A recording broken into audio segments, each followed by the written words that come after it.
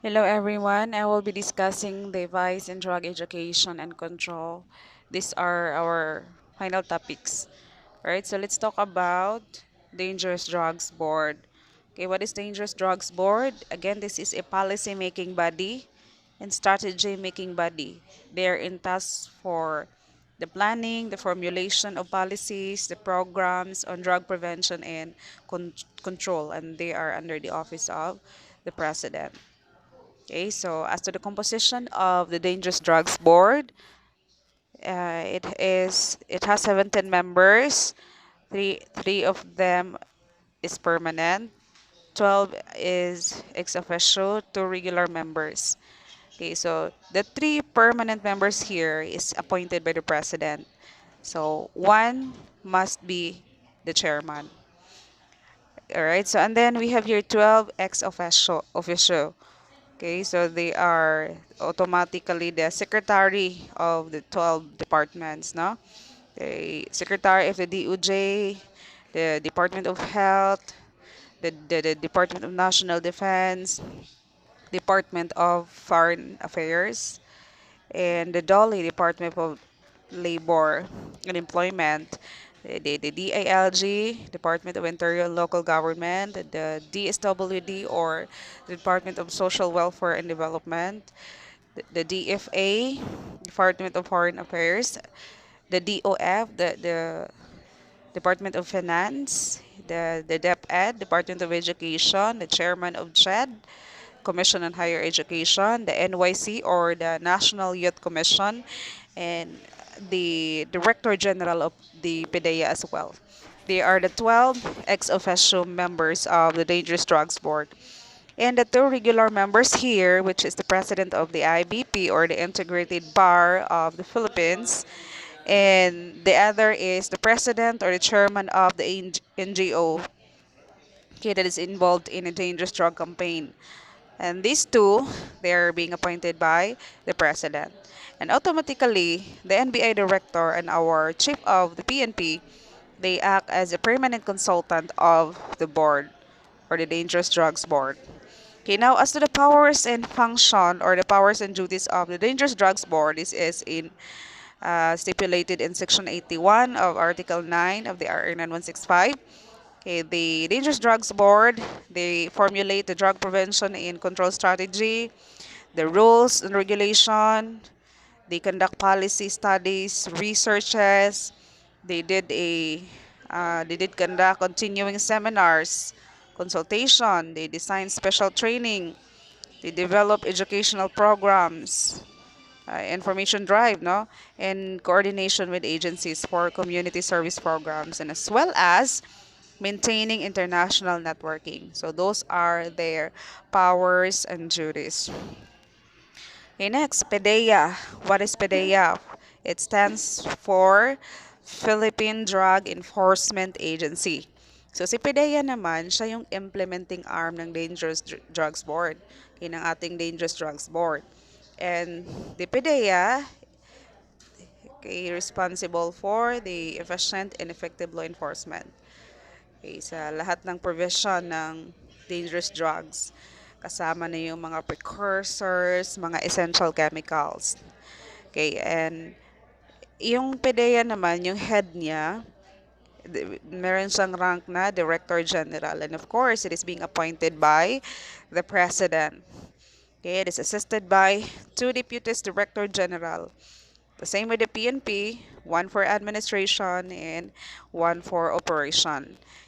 Yung, yung deputy niya, the same. It is still appointed by the President. All right.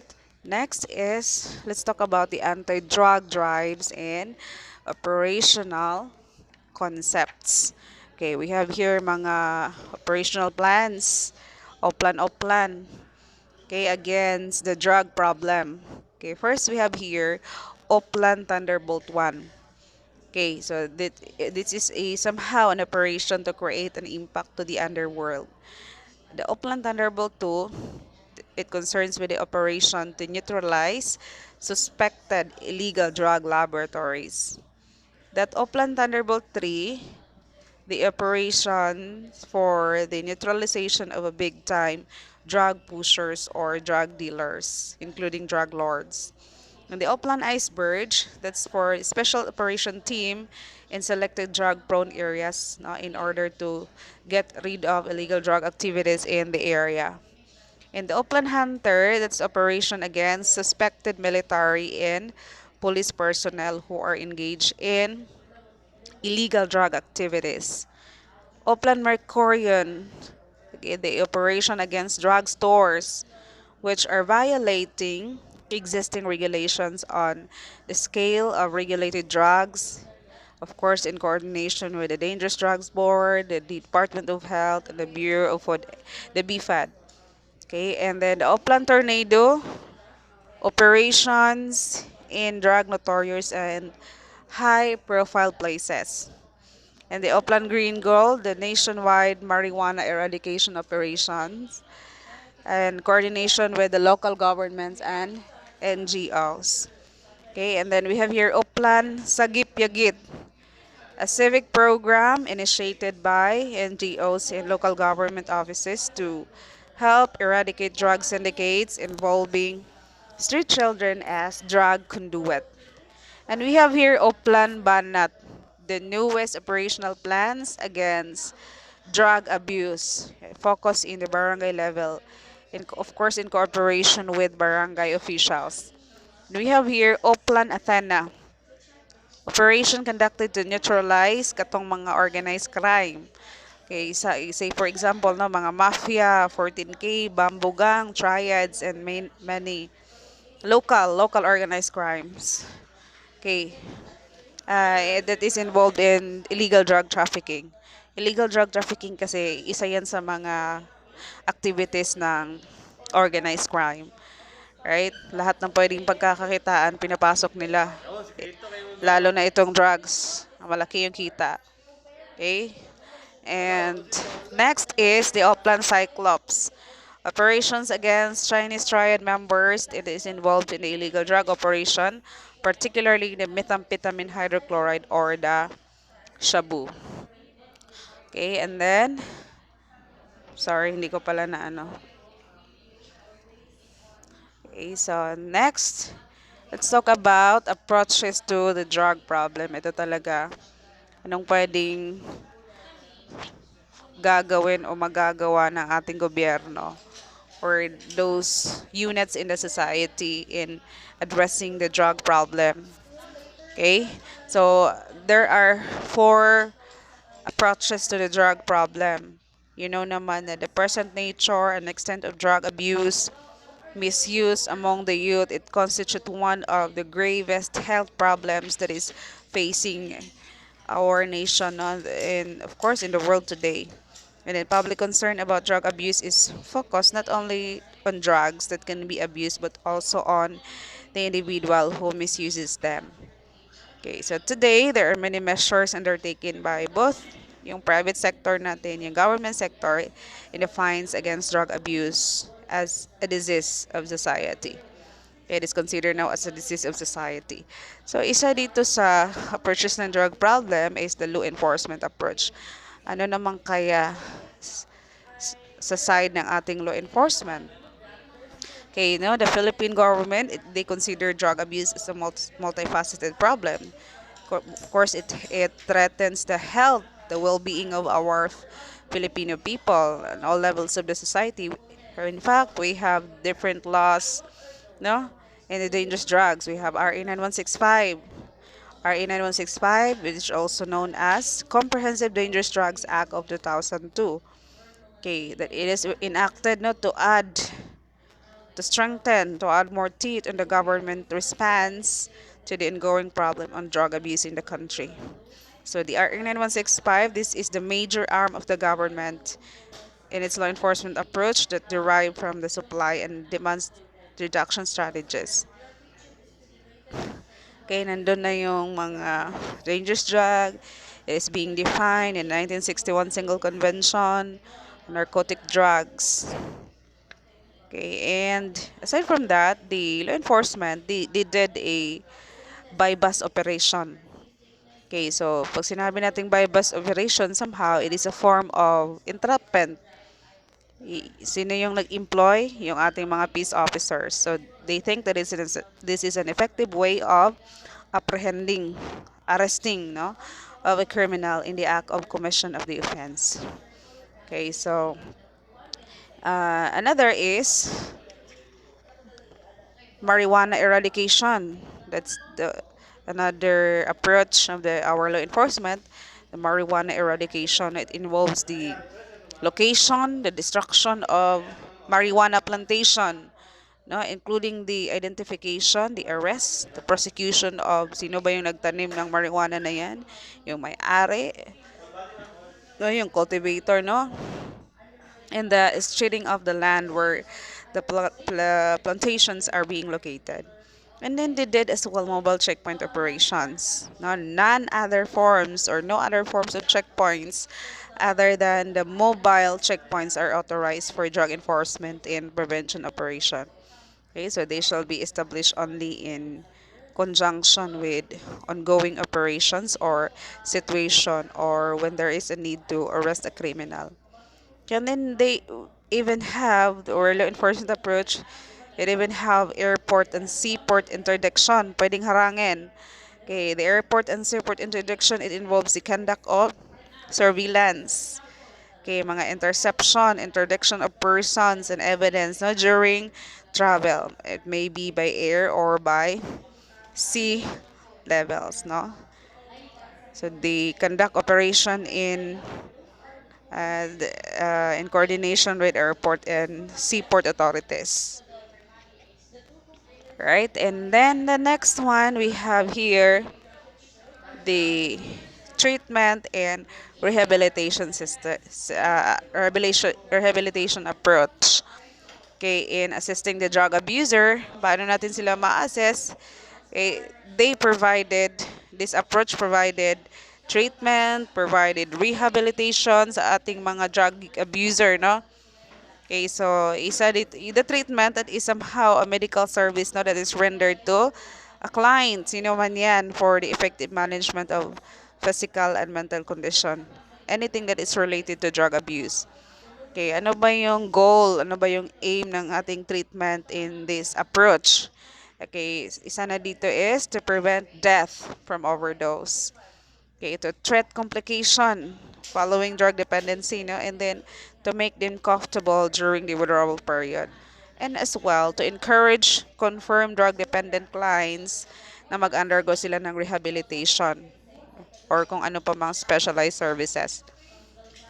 Okay, and another is meron ding pre-provide na rehabilitation. Somehow, the dynamic process that is directed towards physical, emotional, psychological, lahat ng no? Including spiritual. Okay, change, no? The social and spiritual change, no? To prepare. This is to prepare a person for the fullest life compatible with his capabilities and potentialities, no?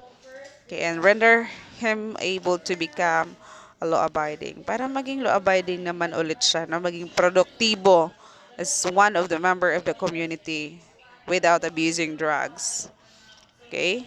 So the rehabilitation, that's rehabilitation. Okay? And we have, there are lots pa, no? Ilan lang yung nabanggit. And then the other one is the educational approaches. Okay, the drug abuse prevention education, it concerned with bringing about the changes, no, in the people's knowledge, attitude, and practice towards drug abuse. Okay, in fact, there are 6 strategies in drug abuse prevention. Okay, isa na dito yung sa educational approaches, isa na dito yung drug education. Ano ba itong drug education? Sino ang educate lahat, no? Okay, it is somehow learning the situation during merong mga seminar workshop. Merong mga symposium, kunyari ginagawa sa mga school, sa mga barangay, or somewhere in the society. Okay, mga symposium, mga lecture forums about drugs, no? Ini-educate sila. What is a possible effect, no? Or mga harmful effects, meron ba?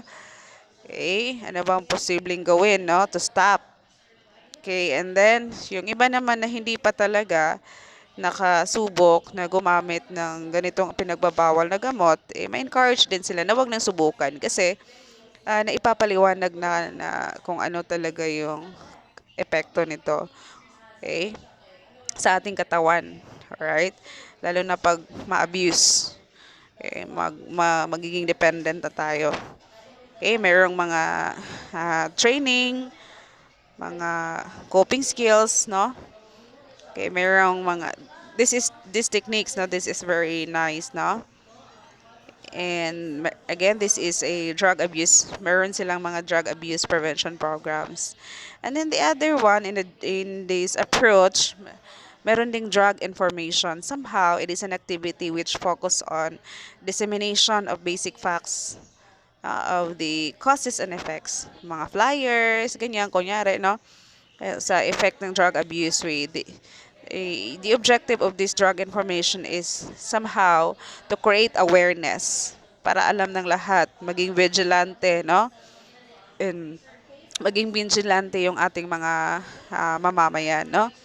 Okay, so maraming in drug information, maraming pwedeng gawing mga activities, no? Mga drives. Okay, information drive activities, gaya na lang ng um, info-oriented classroom or community activities. Kunyari, may pa-contest sa school, may sa komunidad. Kunyari, magkakaroon ng patimpalak, magkakaroon ng, gagawa kayo ng slogan, ng poster, mga essay, or cartoon, playwriting, kunyari ganyan, para hindi makatulong na in the realization or the drug information. Okay, and then the other is family encounter, okay, youth adult communication, and we have another for the drug information, meron tayong broadcast media, mapa-TV man, mapa-radio man, or mapa-printed, no? Mga announcement, mga newsletter, mga brochure, mga leaflets, lahat na, magazine, or kahit anong, marami pang mga publications dyan pwedeng maglagay ng impormasyon katungkol sa droga, no? Ano ba talaga yung cause and effect. And para yung iba matakot na hindi natutuloy, no? Right? And then another is the educational approach. Meron din silang mga alternatives. Alternatibo, no? This is a number of ideas for stimulating meaningful involvements for the youth that can compete successfully with the demands of drugs and alcohol.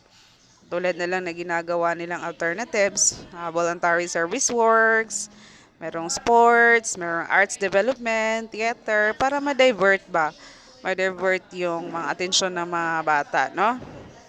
Merong mga recreational activities. O, iba't iba pang uri ng recreational activities na pwedeng ma-develop yung lahat ng aspect, no? All aspects of behavior development, katulad ng physical, emotional, interpersonal, mental, intellectual, social, and spiritual. And then meron din silang, the educational approach, meron ding mga intervention. Okay, ano ba itong strategy na to? It is applied to experimenters and potential drug abusers.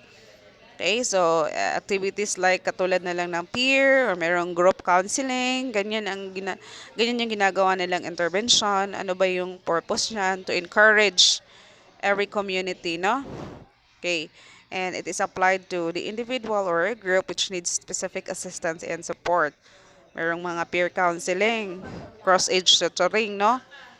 Okay, somehow it enabled the person or the student baka to assume adult and mature roles, no, to become actively involved in their own learning and in other learnings, and to take on a real world responsibility.